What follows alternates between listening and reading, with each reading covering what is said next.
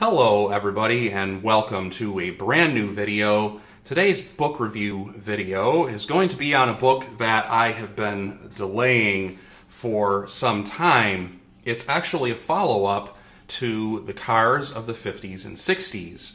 That it was actually published in 1990, and the book on the 50s and 60s was a few years earlier than that.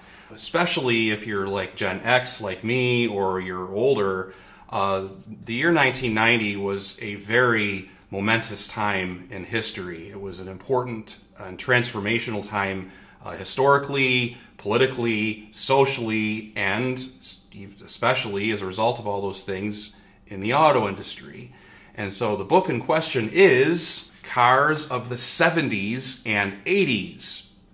This is not by Michael Sedgwick. This is actually by, it says, Nick Giordano. And in the foreword of the book, it was signed G.N. Giordano. So I guess he's also known as Nick Giordano. And G.N. Giordano should be a name. If you've watched some of my earlier videos, especially possibly my first video, it might be. G.N. Giordano was the editor of that giant catalog, what was it called? The Encyclopedia of the Motor Car, or was it the Encyclopedia of Motor Cars, published way back in 1968. So he is a known authority on the auto industry who did this book then in 1989, 1990. About the 70s and 80s. So of course this is going to be like all the other books that I do. It's sort of a general automotive history of world cars of the world, and there's a lot of really amazing photos in here that I thought you all might enjoy taking a look at. So without further ado, let's take a look. So, cars of the 70s and 80s. This is the same publication or the same publisher as Cars of the 50s and 60s and of Cars of the 30s and 40s, the first version. I used to, when I was younger, take the cover jackets off my books, and I did that to all of them, and I found the one for the 50s and 60s, but not for this, unfortunately. Okay, so if we take a look inside here, we have the publication page that I was talking about earlier, 1990 copyright.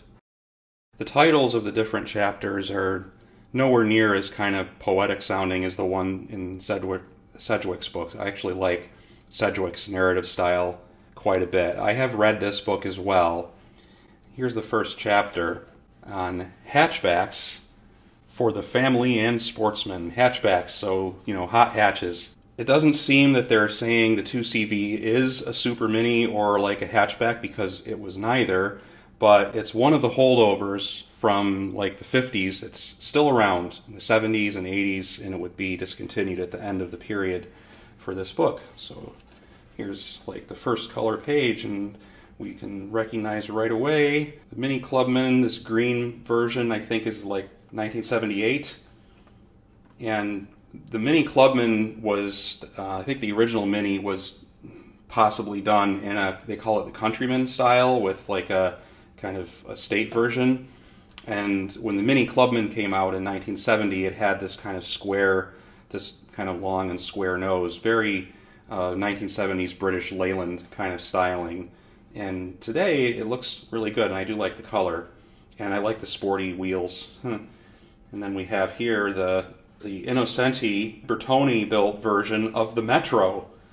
So that's really basically an Austin Metro restyled by Bertoni and built by Innocenti of Italy. Innocenti actually licensed produced the Mini for several years, so that's really neat there. And we see some other really important cars that were at the beginning of the era of the book, starting out 1969-70, the Fiat 128, the Opel Kadett, and the Honda 600 right there in that really cool line art. I love that. And this is clearly in Britain just because of the background. The Datsun Sunny 120Y, the car that basically put British Leyland out of business and really hurt a lot of the other companies as well, including Ford, although the Ford Escort was a pretty good car and had a pretty good reputation, but imports really started to become a thing in the 70s in the UK and as well in the US. You don't really see these cars anymore though, but it really looks kind of weird the way it's raised up like that, and then the styling of the back end of it actually enhances that effect.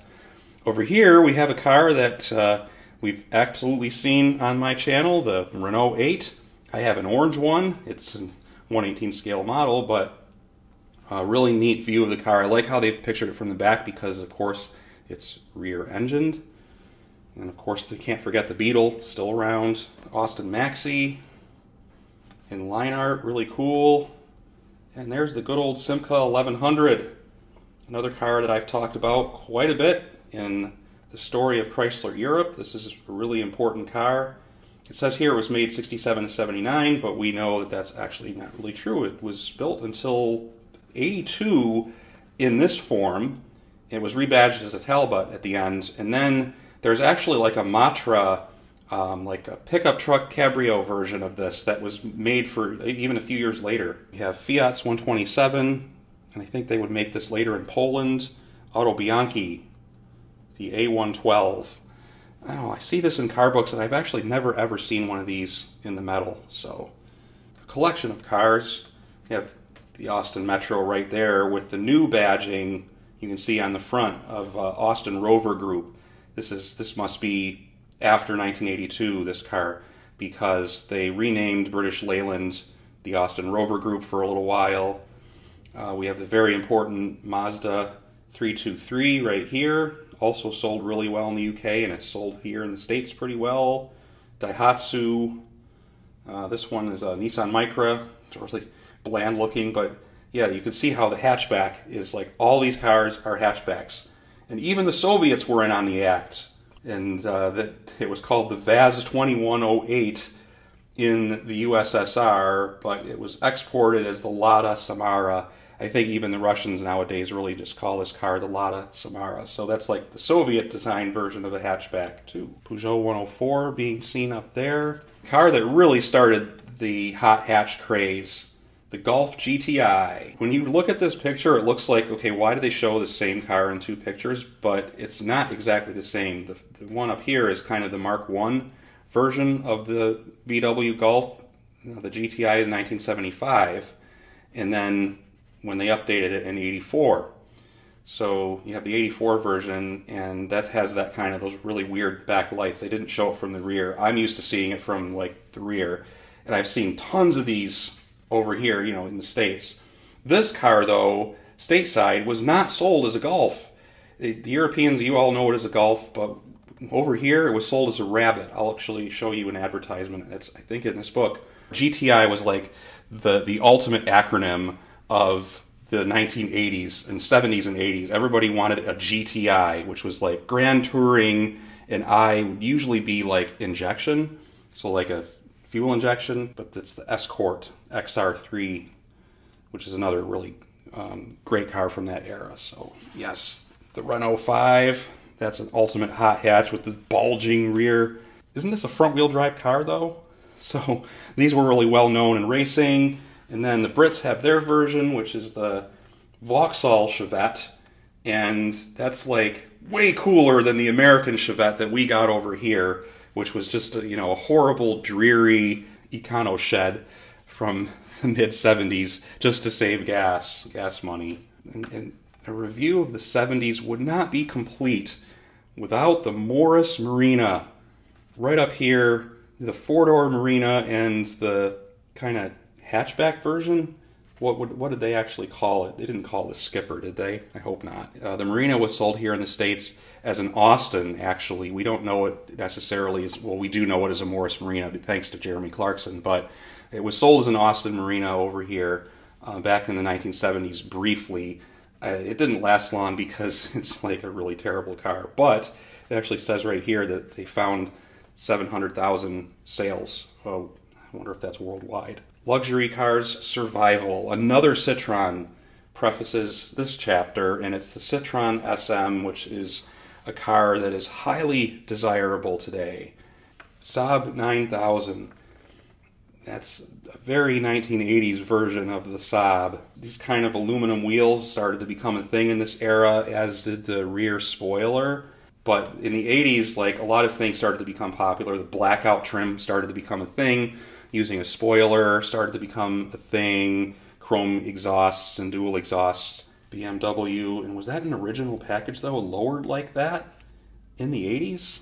750i? I think there's a guy in my condo building that has one of these. I don't know if it's quite as far back as this, but yeah, with a 7.5 liter would be V12. So there you go, survival of the luxury car. And one of my favorite luxury cars from this era is the Aston Martin Lagonda. This car was designed by William Townes, who is kind of a enigmatic, I guess you could say, British designer. He did a lot of interesting projects, and some of them, well, quite a lot of them, didn't really work out all that well, but he was really big on very angular, linear types of shapes like this, and it's a really strong, you can see it's a real strong wedge shape. But I mean, I really think that car is fabulous, although the text here refers to it as a folly, and that not many of these cars were made, which is kind of unfortunate. I do love the architectural background. Yeah, the N-body Cadillac, it was, there's some 80s photography things that I want to point out, one of them being headlights on, another one being like glass facades and sunsets. You can tell this is photographed in the sunset. You can't quite see it reflecting off the building, but if you look at the car, you can see this kind of sunset line and how you have just the hazy orangey background at the bottom of the sky with the dark ground. It looks kind of deserty almost. That was really a huge thing in the 1980s. I actually had a GM N car. It was an Oldsmobile, and despite the kind of pedestrian looks and kind of dull shape, it had a beautiful interior. It was a really neat car. And here we have more of this wonderful 80s car photography with the sunset that you can see reflected in the bodywork of the car. You can tell by the lighting how sunsetty it is. It's very romantic with the couple here in shadow. Like, you would never have this kind of photography again today, especially people being in shadow like that. That's really unique. The chandelier, I mean, I can't emphasize the kind of pomo stylistic things that are starting to show up here in this decade. This is obviously a brochure shot that would have been in sales literature. The Toyota, I think it's a Toyota, right? The Toyota Celica Supra 3.0. Interesting, like this is AC. So AC is still around. The ME3000. That's what this is, with a fiberglass body and these very 1970s kind of like sport wheels. I really kind of like that. It's so outlandish that it's just really cool. And then a car that, oh boy, 1980s GM. The Pontiac Fiero, I mean, it totally was a joke over here. I don't know if there's a following for these anymore, but they made this car, and it has a V6 engine. It's a rear engine. It's actually, or it might be mid-engine because the engine might be just slightly over the axle and not quite behind it, so it's sort of more mid-engine. It's basically a back-engine car, right? And this is an era in GM's history, which is the cookie cutter era. It's known as the cookie cutter era. All those N bodies and stuff that I showed earlier, like that Cadillac, where I said I had an Oldsmobile version, that's because that's what GM was doing in the 80s. The 80s was GM's badge engineering era. But this car somehow has no other equivalent anywhere else in General Motors. It was designed for Pontiac's division in GM and had absolutely no other platform that it shared it with. It was just a Pontiac Fiero, and that was it. And I don't think it was very successful. They only made these for a few years, and almost all of them were red just like that. The book has this international section in Chapter 6 where they start talking about different countries and what was kind of happening at the time. They actually have a little piece on Chrysler Europe, that as it came to an end, right there. So of course that's going to be interesting. There's the Horizon. This is a Talbot Horizon. They start to go country by country. You have a thing here on Fiat being the biggest in Europe at the time, which they've definitely been overtaken by Volkswagen, kind of Volkswagen and Porsche now. And then Spain, there's the Seat. I think this is the Seat Ibiza, is it? Yeah, Seat Ibiza hatchback. And then like the old Fiats that they were making. The Saab 900 Turbo convertible. My sister had a 900. She had it for several years. It was a little while ago, and I think it looked more like this. And so they're talking about Sweden, what's going on in Sweden with Volvo, Soviet Union, so the Eastern European cars. In the 1980s, they have the old Moskvich. That's what it looked like by the 80s. Ladas, and then this is like the replacement for the Moskvich, the 2141. They had some help from Renault to get that together. More Soviet cars here. Gaz 3102. Skoda is, they've got the favorite, so they're getting in on the hatchback craze. And then there's a Polish hatchback, which is more of a station wagon, the Polonaise, made by FSO. Czechoslovakia and Poland, they're saying. And then, one of my favorite pages, East Germany, nothing happening, it says. And this is just like what I was saying at the beginning of the video, how the year 1990, when this book was published, as far as the authors were concerned, yeah, East Germany seemed like nothing's happening at all in their auto industry. And that was the year everything suddenly changed. The wall had come down, and the two cars that were still in production were the Wartburg at the AWE factory in Eisenach, and the Trabant in the very crumbling old Zwickau factory. And both these cars would be out of production within a year and would just be completely gone, and they would just be driving Volkswagens after that, pretty much Volkswagen Polos and that sort of thing. And then here we have Romania. The Romanian-built Dacia is actually, this says it's a Citroen, basically based on a Citroen. Even though I thought most Dacias were based on Renaults, this one is actually based on a Citroen. And it has the 652cc flat twin and some other engines available for the Dacia. Yugoslavia, they've got the Yugo, four-door Yugo, not the two-door one. We have American cars, and we're kind of like in our own little world in this era because we're making things that are just unique to us. The Oldsmobile 442 is like a muscle car. All these are all the muscle cars. You got the Mustang. Okay, this is the Mach 1 Mustang, the AMC AMX that looks like a 1970 maybe, and then this looks like a muscle car, but it's not. It's actually just a Vega, which, remember that Marina earlier that I was talking about? Yeah, this is the American version of the Morris Marina, and just as reliable. And then the Mustang would evolve or devolve into this. It's the Mustang 2. It says Mustang 11 here. I guess they didn't know how to put Roman numerals in the printing, but yeah, the 84 Corvette, in my opinion, is the best of all Corvettes. No doubt about it. I think this is at Kennedy Space Center. AMC, they're talking about AMC joining with Renault, which was actually didn't last very long. AMC came out with the Pacer, which when it came out, it really was a big hit, but that didn't last very long because it was not very well designed, and it had a very antiquated engine, and it was overweight, and just unfortunately it just didn't work out. And so they joined forces with Renault, who brought this car, which is the European Renault 9, but it was built in Kenosha, Wisconsin for something like 5 years as the Renault Alliance. They called it the Alliance over here. And you almost can't find these anymore because they were terrible. They did not. Renaults just never worked in the U.S. They were just a little too delicate, a little too flimsy, way underpowered for American roads. But if you find one of these now, it's kind of rare. But they sold quite a lot of them. But yeah, more GM badge engineering. This is the J car, but it's a Cadillac. You see how it's got the Cadillac badge? But if you take that badge off and put a Chevrolet badge, it's a Cavalier. And if you change it to an Oldsmobile badge, it's a Forenza.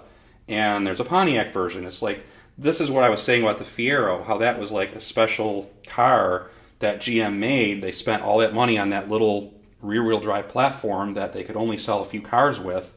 most of their cars were cookie cutter. This is the cookie cutter cars right here for sure. The chapter on advertising is just called Advertising, and you can see the Ford Escort there. They didn't really give it like a neat title, like is there a tiger in your tank, like in the 50s and 60s. One of the first ads that I wanted to show you was this right here, which is how the Golf was sold here in America as the Rabbit. And you can see that they use like a really kind of non-serious looking photograph, but like all this information. I don't know why it needed that much. And then a really weird surrealist thing from Seat, because of course it's Spain and they're trying to kind of highlight the, you know, obviously the surrealist movement was begun by two Spanish artists, so, but I don't think their car was anywhere near as influential. You know, that's pretty much that book. I just thought that would be neat to take a look at that as a kind of follow-up to the 50s and 60s. And it's an interesting time period of a lot of transformation going on around the world. And it's an important time in history, and it was a very interesting time to live through. So I hope you enjoyed this. I hope you might be so kind as to leave a comment or two, or maybe throw a like on it, and possibly subscribe to the channel. And if you did, I'll hope to see you all again soon. Take care.